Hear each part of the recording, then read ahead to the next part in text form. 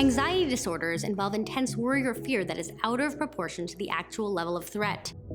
This anxiety seriously interferes with normal social functioning and can also lead to physical symptoms like insomnia, stomach pains, even heart palpitations. Anxiety is also the most common psychological disorder, affecting about 19% of the population each year. There are a number of different kinds of anxiety disorders, and we'll spend some time differentiating between them. Generalized anxiety disorder, or GAD, involves chronic worry or a recurring feeling that something bad is about to happen. For example, a person might worry about their health, relationships, job security, or global politics. And to be fair, all of these fears are legitimate, but when the worry about them overwhelms the ability to act on them, that's when it becomes problematic. The other part of GAD is that it has to last for a long period of time. In fact, in order to be diagnosed with it, a person must feel this worry for more days than not for at least 6 months. There are other symptoms as well, like irritability, difficulty concentrating, sleep disruption, fatigue, and muscle tension. Phobias are intense, irrational, and excessive fears of an object or situation. Some common phobias are fear of public speaking, fear of enclosed spaces, fear of snakes, and fear of flying.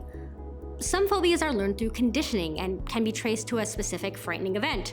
For example, being attacked by a dog can, unsurprisingly, lead to a phobia related to dogs later in life. However, not all phobias can be tied to a particular memory or experience. I have an intense spider phobia, and I have no idea why. Who winds up developing phobias is influenced by environmental factors like familial stress, but there does also seem to be a genetic component as well. Whatever the cause, the thing that ties all phobias together is a targeted fear that is out of proportion to the actual risk. Panic disorder involves repeated, unexpected episodes of intense fear called panic attacks. These episodes of panic include all of the physical symptoms that occur in a fight-or-flight reaction to life-threatening situations, but they occur in the absence of that level of threat. The experience can be so intense that during panic attacks, people report that they feel like they're dying or suffocating or having a heart attack. Another important element of this disorder is that people with panic attacks can develop intense anxiety about future attacks, and this can lead them to avoid places or activities that they worry could trigger another attack. Post-traumatic stress disorder, or PTSD, is anxiety that arises after witnessing or experiencing traumatic events such as war, rape, assault, or natural disaster. It's characterized by emotional distress, disturbing thoughts, and behavior changes.